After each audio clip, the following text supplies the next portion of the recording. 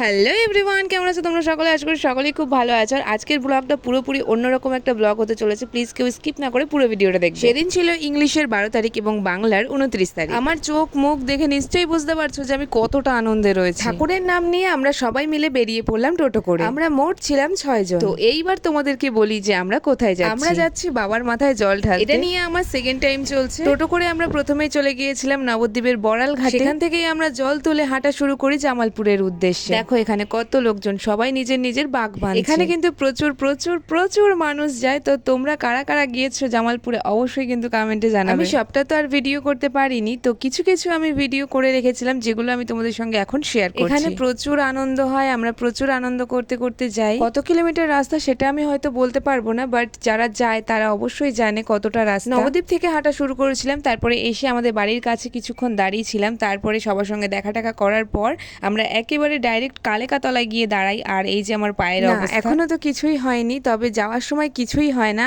বাড়ি আসার পর একটু গায়ে হাত পায়ে ব্যথা করে। তোমরা কারা কারা বাঁক নিয়ে গেছো সেটা কিন্তু অবশ্যই জানিও। বিভিন্ন লোকজন বিভিন্ন জায়গা থেকে বাঁক নিয়ে যায়। এখন আমি এখানে কালিকাতলায় বসে বসে আর কি এই ভিডিও ফুটেজটা নিয়েছিলাম। সব সময় তো আর ভিডিও করার টাইম পাইনি, মানে হাঁটবো নাকি ভিডিও করব নাকি আমার বাঁকটা সামলাবো, তাই জন্য সবসময় ভিডিও করা হয়নি। তারপরে আমরা ডাইরেক্ট এখানে পৌঁছে গেলাম বাবার বাড়ি, মানে জামালপুরে। আমরা এবছর তাড়াতাড়ি চলে এসেছিলাম, যার জন্য একদম অল্প ভিড় ছিল, এটাকে আমি অল্প ভিড়ই বলছি। আমরা খুব সুন্দরভাবে সেখানে পুজো দিয়েছি, খুব সুন্দরভাবে সেখানকার মানে সবকিছুকে দেখতে পেরেছি, মানে এতটা ভিড় কম ছিল। আমরা যখন ওখানে ঢুকি তখন বাজে প্রায় 12:30। তারপরে 12:30টার পর আমরা ওখানে পুজো দিই, সবকিছু করি এবং ওখানে একটু বসি।